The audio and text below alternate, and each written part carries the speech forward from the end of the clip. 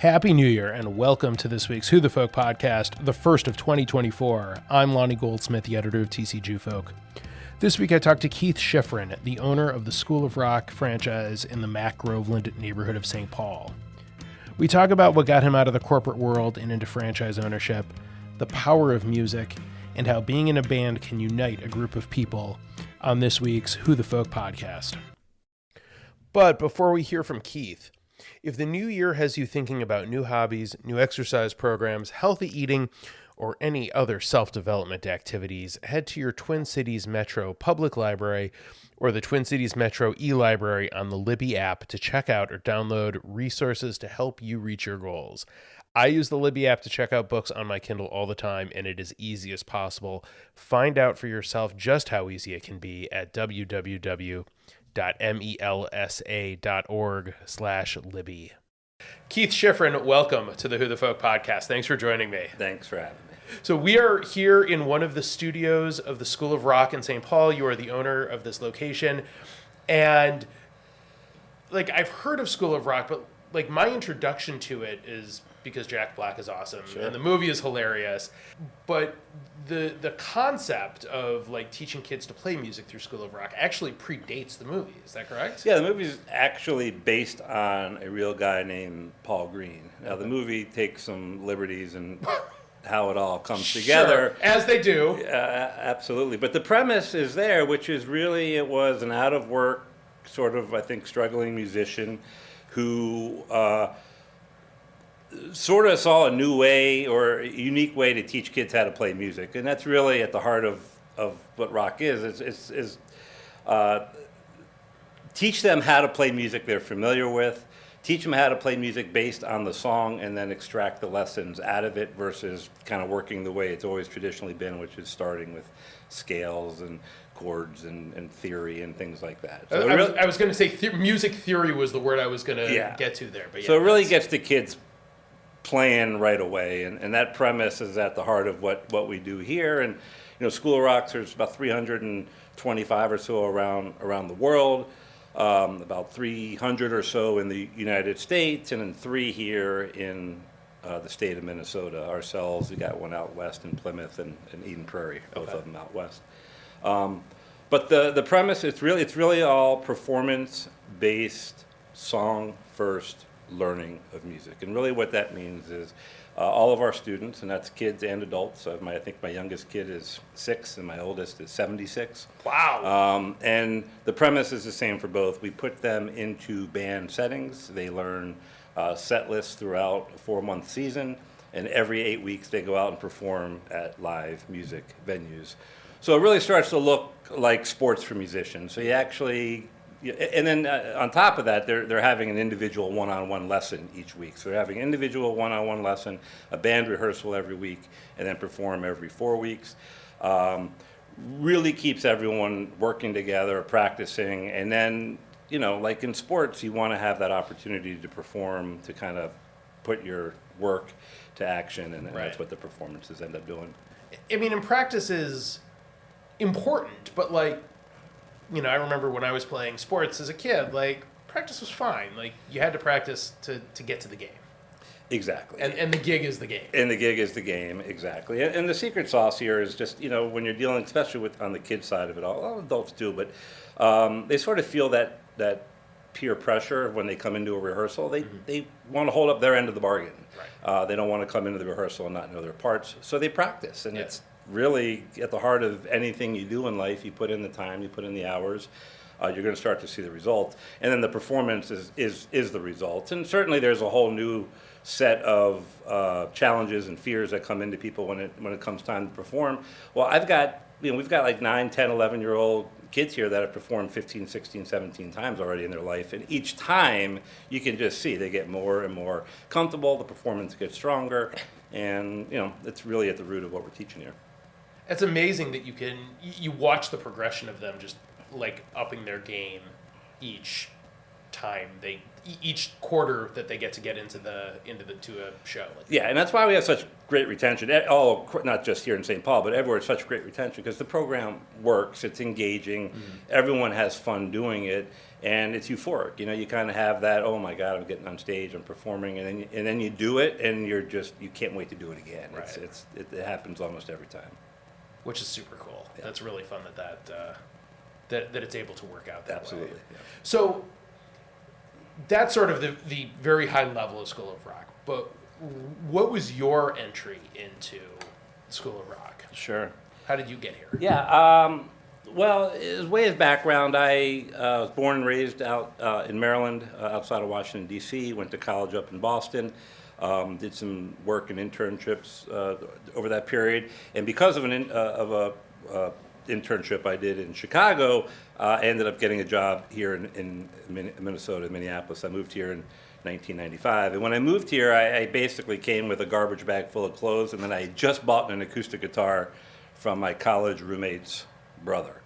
So, had an interest in learning guitar, and I had played around with some piano over the years, but nothing too serious. Anyway, I just fell in love with music and playing the guitar, and Right. and sort of ironically, I started playing and kind of learning slowly by myself. This is mid '90s, so pre-internet really, and ability to learn that way. But then I met some people here in town who are still my friends to this day that play music, and by playing with them, I started getting a lot better, a lot faster, and I started seeing like the realization of oh man, like when you're playing with people, you can just learn so much quicker. So anyway, for about 25 years from there, I was in kind of the advertising agency world, but my passion for music grew and grew and grew. So I always sort of considered myself a hobby musician, and by that I mean I had a day job. But I love to play. I was in some bands that would gig every now and again, but I don't even recall for a lot of years getting paid for a gig. But it didn't matter. It was all just fun and games. Yeah. So, but as I continued to grow and continued to develop, the music got a little bit more serious, and I became a little bit more passionate about it. And I'd say about 21 years into my career, I really started feeling like I was ready for a change, and I wanted to do something different career-wise, and really sort of challenge myself to figure out what I wanted to do, and shift my mindset from how do I figure out how quickly I can retire to how do I find a job that I never want to retire from. Yeah. And that sort of became the mindset, and I wanted to figure out if there was a way to make a career in music, and that sort of became the goal. And I knew it wouldn't come through playing music. I was self-aware enough to know that. But, I'd been around a lot of production stuff in the agency world, music production and radio and things like that. So I started thinking through different things in that world. What could I do? Production houses and things like that. I even went as far as like, what would it look like to get a teaching degree and music degree and just go right off into the sunset teaching at high schools or something like that. So I quickly talked myself out of that one.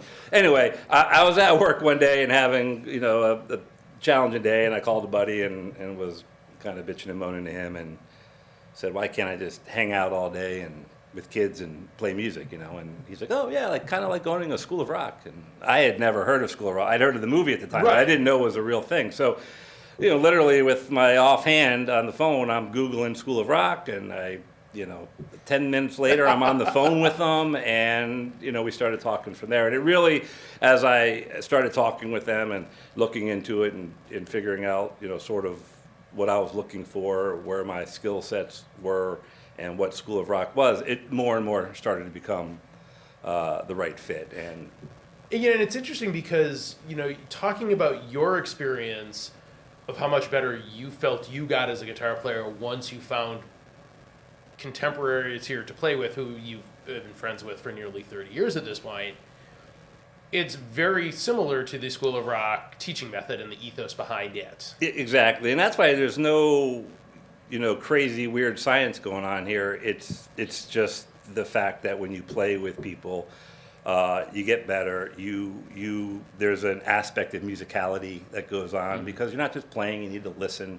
And we really try and teach the service, the song. You know, if you're a solo musicianist, it's easy just to think about what you're doing. But Right. when you're in a group setting, those dynamics change. So yeah, it wasn't something it was something I recognized right away when I was starting to play guitar, that, I'm getting better playing with these guys. But I didn't, put a whole thing together where like this is something that's gotta happen everywhere. But someone had already done that, Right. and I was lucky enough 21 years later to sort of fall into it.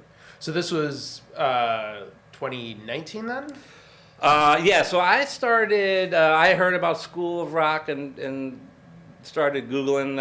It would have been in like April of 19. Okay. And I would say by September of 19, I had committed and signed on and started looking for a location to do the school. And then by February of 20, I found a location. March comes of 20. Something big happened in March of 2020. I don't remember. World shifts slightly, and we were fortunate enough to be able to open in July of 20. Okay. And and under all the COVID sort of regulations and safety precautions, and that was frankly really a lifesaver for all of us to be able to, and for all the families. I mean, it was really a time where the parents were looking for things for kids to do and get them out of the house. And so because we were set up and were able to accommodate the safety protocols, we were able to open in July of 20 officially at this location. And I've been having a blast ever since. And so this location you speak of is the Mac-Groveland neighborhood of St. Paul. Yeah. And we are sitting in one of the rehearsal studio rooms. Is this a rehearsal studio? Yeah, we call it rehearsal. We got 2 rehearsal rooms. We've got 8 individual lesson rooms here at the school. So we got the drum kit set up to one side. We got the soundboard. We got a rack of guitars. Like it really does. Like I've been in a couple of music studios with friends and family who are musicians. It's a real music studio. Like this isn't like just like pretend. This isn't like fantasy camp or anything. This is like a real studio. Absolutely. And so much of the premise of what we do is centered around authenticity. Mm-hmm. We're playing actual music clubs around town. They're expecting a certain level of professionalism and quality that comes from the music, and the kids deliver that, and that's what we teach here at the school. But yeah, we want everything to feel real and be real. Kids are setting up their own equipment and understanding their own signal path so they can troubleshoot when there's issues and things like that. So it's a fully immersive musical experience. They're learning how to play together. They're learning how the gear works. And frankly, they're learning how to play live, which is its own thing. I had played for a lot of years before the first time I had gotten on a stage, and then I get on stage and I realize there's a whole new world up there where you need to be able to hear your musicians on stage. It's not just about what's going out into the audience, but it's what the mix you hear up on stage and how you get that right so you can perform at your best. And so all of that is sort of built into these experiences, and that's why when you see these kids perform for the 4th, 5th, 6th, 7th, 8th, 9th, 10th time, you can just see them getting more and more comfortable with that aspect of it. And I think one of the interesting parts of that, of kids learning, and adults, and you said you got people up to 76. Yeah. But the really interesting piece to me is that it shows that there is more than one way to work in music. Oh, yeah. In terms of, sure, you can be a drummer or guitar. Like there are the instruments. That's the stuff that people see. But then there are all of the aspects of performance, like putting on the performance that goes way beyond what you see in front of you on stage.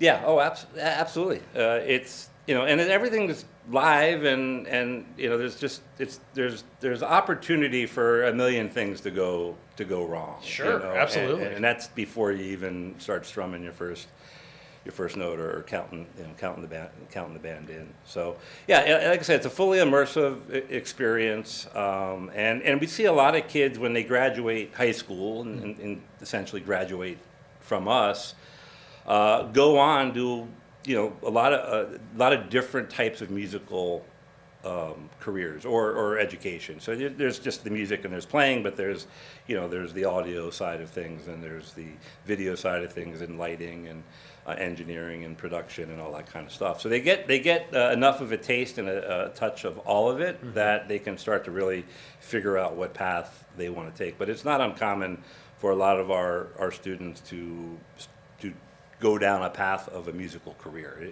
It's feels different than a lot of kid activities where it's just a kid activity. This is actually a pathway towards something if you want it to be. For sure.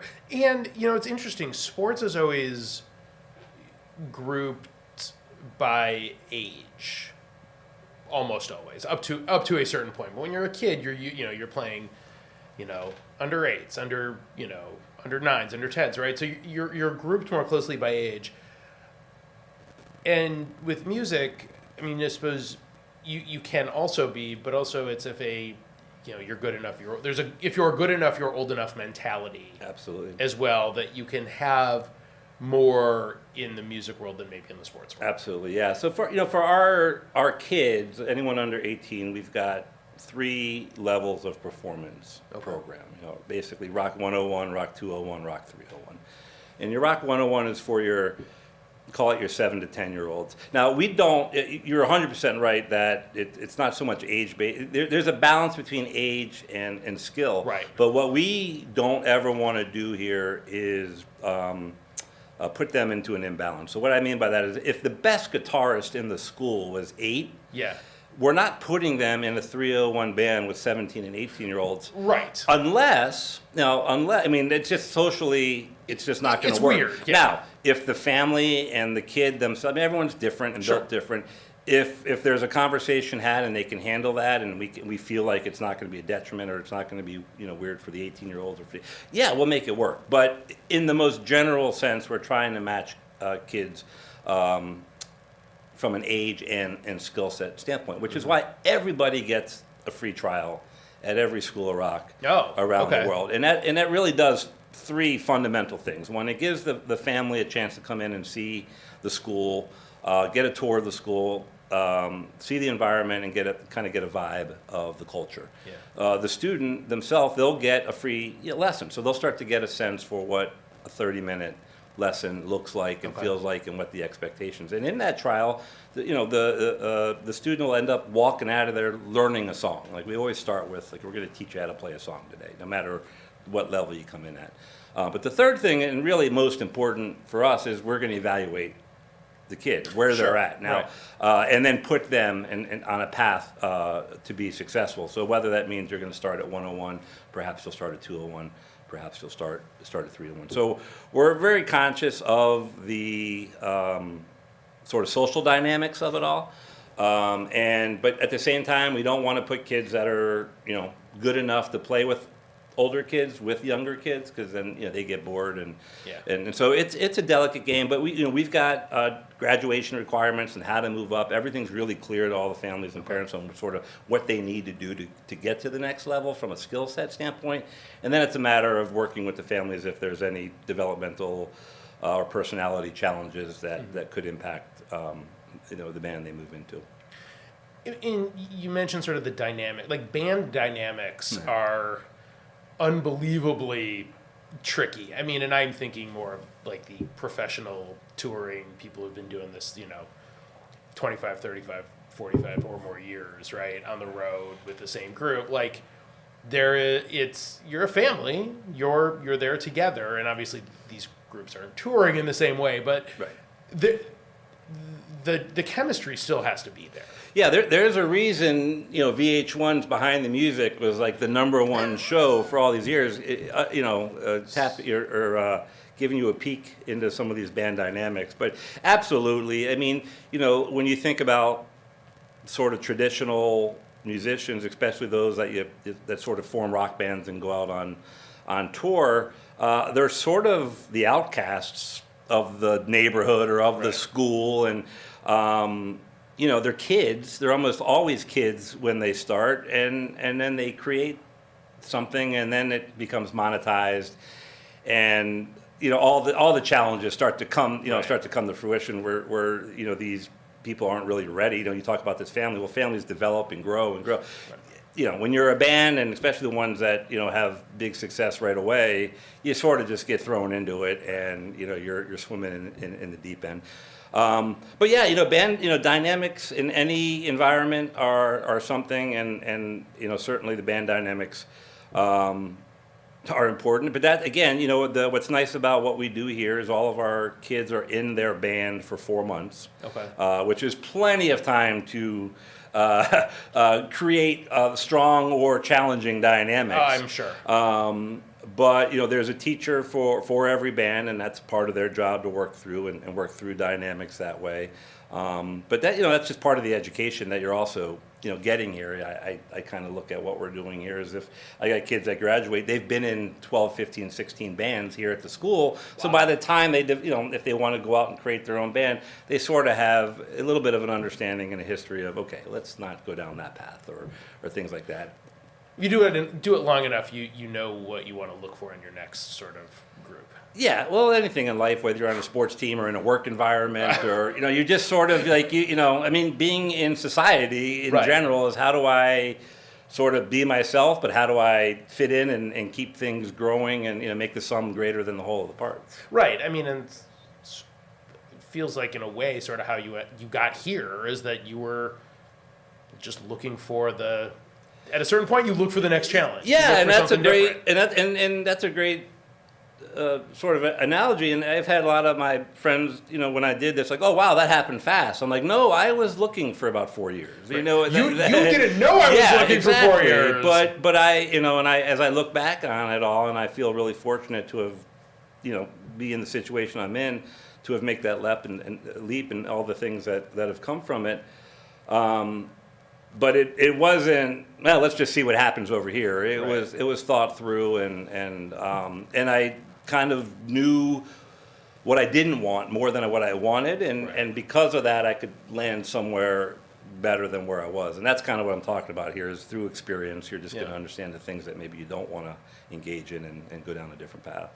I mean, it's really, I think, it comes back a lot of ways to sports teams, but I think sports teams, bands, like you learn so much about yourself. You learn so much about how to work within a group, in a cooperative, collective. Yeah. Because, what one person, the drummer doesn't count in right, or if the guitarist starts too early, the whole thing is thrown off. It is, and that's really cool when that happens too, because that's not unusual, and it's the Rolling Stones have had that happen to that, and it's kind of how you kind of bring it back in, and and that's again in any live environment. Every band. Yeah, and if you're playing basketball and your first 3 possessions you're throwing the ball out of it, okay, let's get it together and move forward. You gotta, in real time, you gotta figure yourself out and figure yourself out, and as the group as a whole figure themselves out, and that's the beauty. I mean, that's why people go see music, and I think that's why people perform, because there's just this you're walking this fine line of entertainment and enjoyment and catastrophe all within seconds of each other. You're working without a net. Yeah. I mean, look, we do this podcast and it's taped, and that's fine. I've done one live episode and it was cool, but it is. It's a different. I was a lot more nervous for that than any other of the 250 some I've done, because people could listen to it. We put the stream out there. You can listen. I had people in an audience. It's hard. It's weird. Yeah. It's cool. But that's why you go, that's one of the things I love about going to concerts is I don't mind seeing the same band a bunch of times, because I know that they're going to play the hits, but the songs are going to be probably just a little bit different each time. There's going to be a little different wrinkle of when they break into it. They take a take a 90-degree turn and break into some, they'll transition into another song in the middle of it that they've never done before, or they do something different with the guitars, or set up a solo a different way. It's all really cool. Yeah. That's what's fun about the experience of live anything. Yeah, and that's and that's even the term in concert. I mean, in concert, means you're connected, the band and the audience together. There's something happening sort of both ways. And being able to provide that experience not only for our students that come here all year round, but our summer camps are that way. I mean, summer camps are a 5-day camp, but we punctuate it with a performance at the end here at the school. With families come in to the lobby here and we perform. That's just the mindset. Everything is at the end of the day has got to come out in a performance. So the work you've put in has an outlet. Right. So how many bands are sort of in the regular sort of year-round or at least quarterly program? How many bands do you have going right now? So across the 4 levels, I'd mentioned 101, 201, 301, then we have adults. So across those sort of 4 levels, we have 33 bands, I think, right now at the school. And actually we're performing, I talk about we do a mid-season, end-of-season show. We actually, our performances are this weekend. So the adults are performing Thursday. There's, I think, 5 bands performing Thursday night. And then Saturday and Sunday or the weekend, we're the other 27 kid bands are performing. Okay. So that'll be at the adults are at the green room, and the kids are at the Uptown VFW. I'm not sure when this is going to air, but this will have happened a month ago by the time you listen to it. But it's cool that those are some of the venues they play at, right? So what are some of the other spots? Because those are well known. Sure.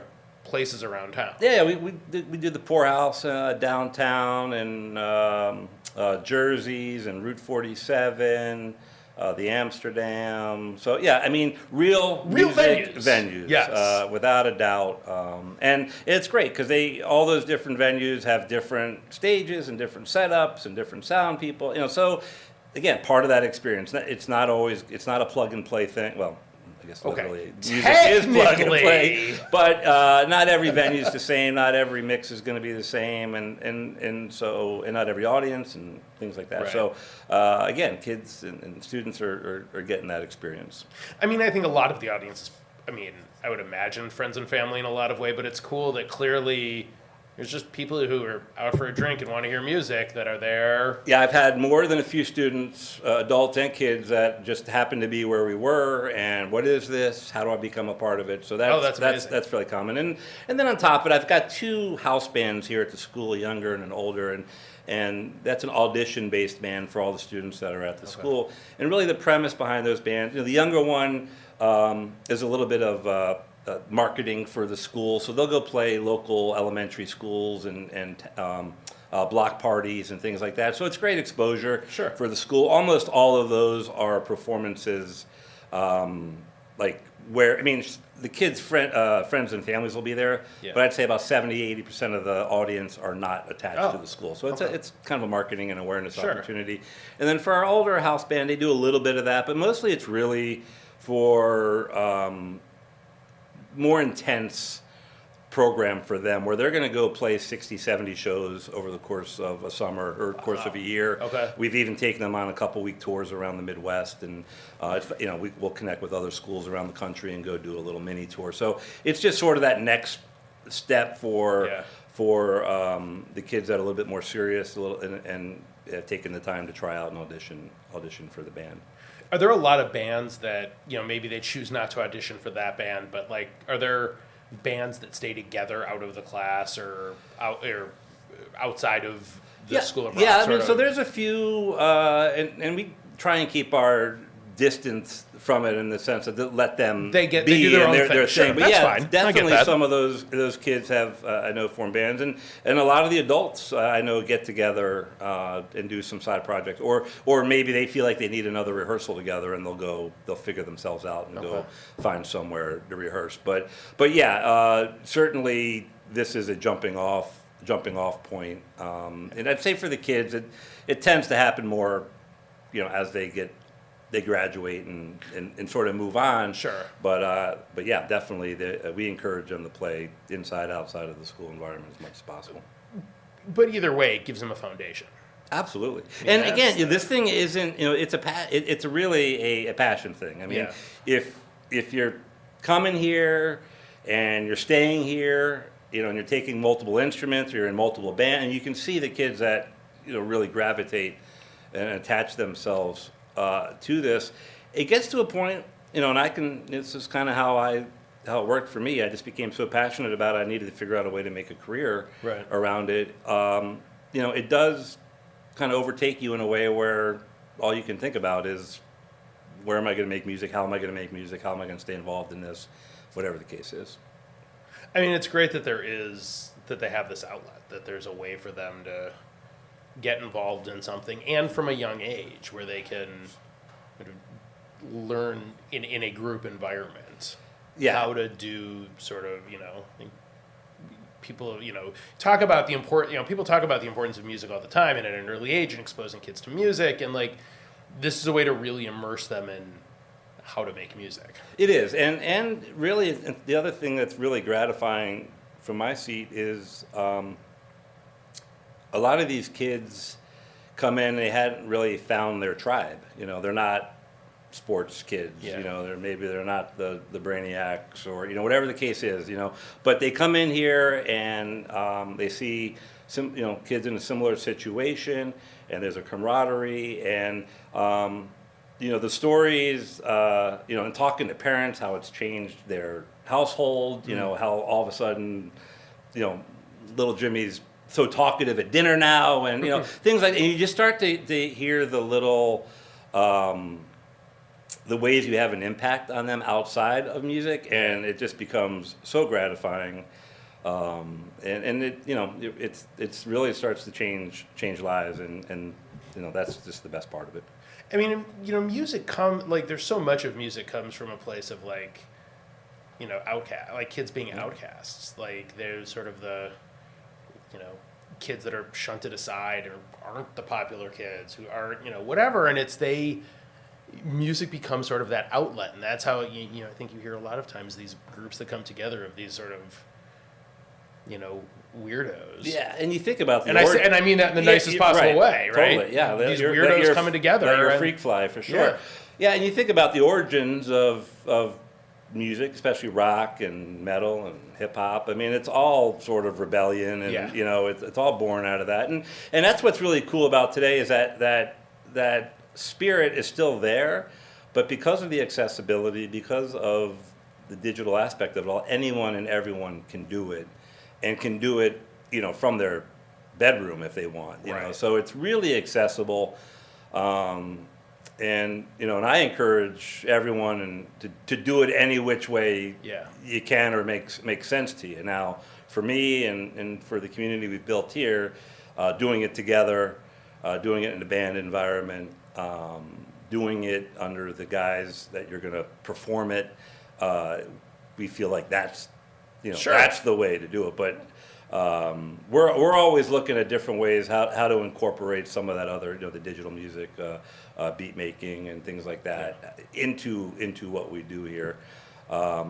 It's School of Rock, but rock is a very generic term that for me, I want to expand out as far as possible. Yeah, I mean, and there's a lot of if people come here, you look around, you see the posters on the wall of like the School of Rock shows, and it's not just like classic rock and roll. I mean, yes, there's Beatles, there's Rolling Stones, but there's Dua Lipa, there's Earth, Wind and Fire, there's Green Day. So it's like, it's a little punk, it's a little funk, it's a little more modern music. It really does run the gamut. It does, and what's really cool is you start to see the kids. There'll be your metal heads and your guitar shredders, and you're like, okay. But then you watch them do a James Brown show, and you see them develop. It's just a different way and different style that they're used to playing. So they start to develop these chops outside of their call it their core genres. Right. So for us, or what they think their core genre is. Sure. Because I think you probably need to have some of the James. I mean, I think there's a lot musicians can even I don't mean it like that, but there's a lot that metalheads can learn from being able to play a James Brown blues riff. Absolutely, and they may go the full gamut and end up right back in metal, but then they're going to put a new spin on their metal because they're going to pick up some things, and that's what's I get chills thinking. That's what's great about music. It's just this ever evolving thing, and that it went from and that's why we just said I want School of Rock to be more than rock. I mean, the subgenres going on in the world right now are incredible. So whatever your taste is, there's something out there for you. We do our best to have a range of options and genres and styles. because we want the kids to pick something that they're interested in and to know, but also because we want them to give them exposure to what else is out there. And I would think that I know certainly over my life, I'm not going to speak for you, but certainly over my life, my musical tastes there's some constants over the last 30-odd years, but other things have very much evolved, in and out of the playlist. Absolutely. Over time, and that's and one of the themes we do every season, we try and do like an under the radar, kind of an unheard of band or someone that's maybe either coming up or sort of didn't get their due, and it's been great. I've gotten myself introduced to 3 or 4 bands that I had never heard of, and then and we're doing their music here at the school, and I'm getting engaged and listening. I'm like, oh my God, this band, a band called Death, kind of a black metal band out of like the late 60s, 70s, had never heard of them. Super interesting stuff. One of the, we're doing our show selection, teacher brings it up, we're listening, we're like, oh, this would be great.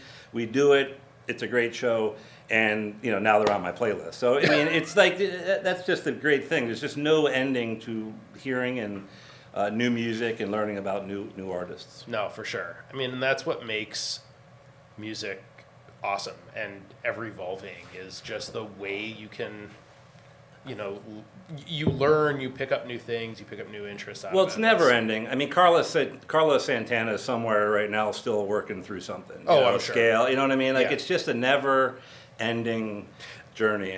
You mentioned Santana, talk about a, evolution of, unbelievable guitar player, like career sort of goes full circle, and he was introduced himself to a whole new generation in the late 90s. Was it late 90s? Early 2000s? Did that whole Rob Thomas, and it was like, there was like cheesy, some cheesy rock out, like top 40 elements to it, but like you hear it and you're like, oh, that's definitely Carlos. Like anybody who listens to Carlos Santana knows that that's Carlos Santana. Absolutely, right? Yeah. And like I said, artists are forever evolving and finding themselves and finding new ways to create. And it's a fun thing. It's a beautiful thing, and super rewarding. And the ever evolving part you just said is such a metaphor for life and growing up. Oh, absolutely. Well, Keith, this has been fascinating, and I could probably geek out over music for a lot longer, but we're going to let you go with these last 2 questions we always end on first. What is your favorite Jewish holiday? Is Festivus considered Jewish? It was on Seinfeld. Larry David created it, so maybe? It feels like it. I got, we're sitting, what are we, like day 5, 6 right now? As we are speaking, I love, when Hanukkah falls in like that early December time frame, and you kind of roll out of Thanksgiving into Hanukkah and roll out of Hanukkah into Christmas, and it kind of, I actually really sort of enjoy that. So as I'm staring at it in the face, I'm going to say Hanukkah. Okay, perfect. And what's your favorite Jewish food?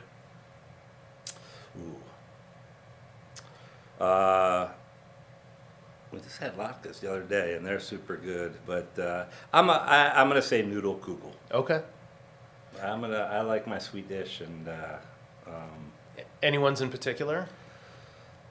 Well, it used to be my mom's. My daughter made it a year or so ago, and then I think I was responsible for the last one. And I think I'm the guy. It's now yours. I think it's now mine. So.